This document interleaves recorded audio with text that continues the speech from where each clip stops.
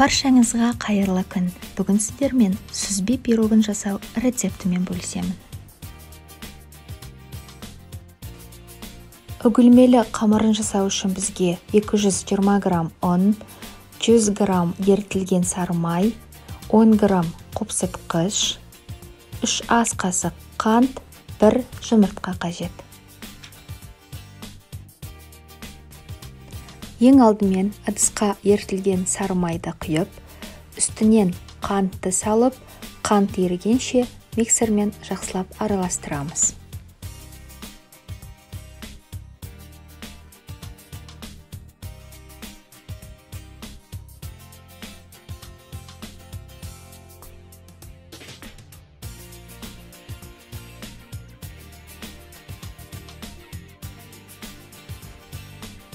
Үстінен жұмыртқаны салып араластырамыз.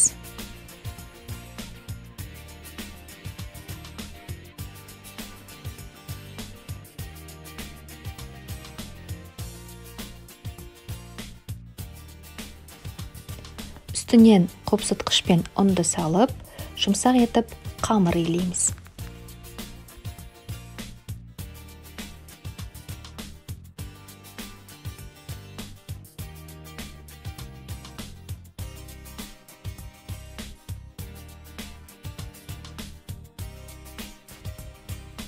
Қамырды тоңазытқышқа 30 минутқа қоямыз.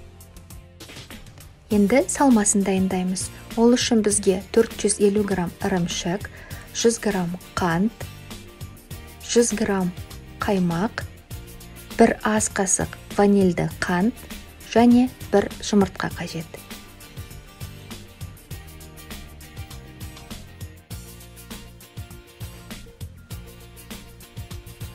Ыдысымызға қантты, ванильді қантты, қаймақты және жұмыртқаны салып, миксермен жақсылап араластырамыз.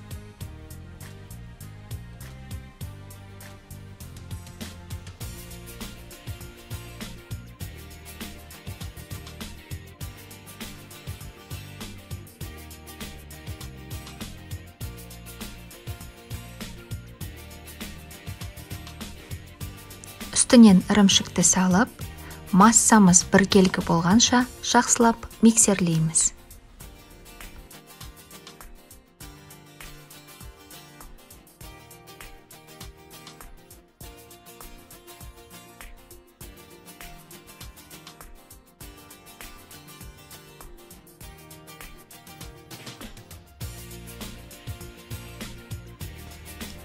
Пісіретін ыдысымызға пергамент қағазын төсеп, немесе майлап аламыз.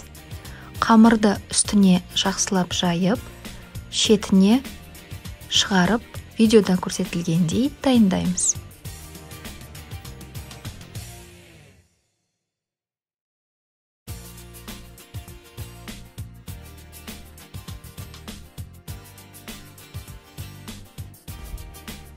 Үстінен салмамызды құйып, 180 градус қызып тұрған пеште 40 минут пісіреміз.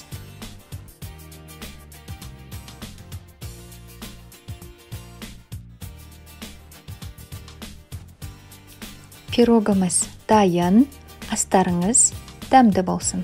Егер рецепт ұнаса, тіркеліп, лайк басып, пікір қалдыруыңызды сұраймын.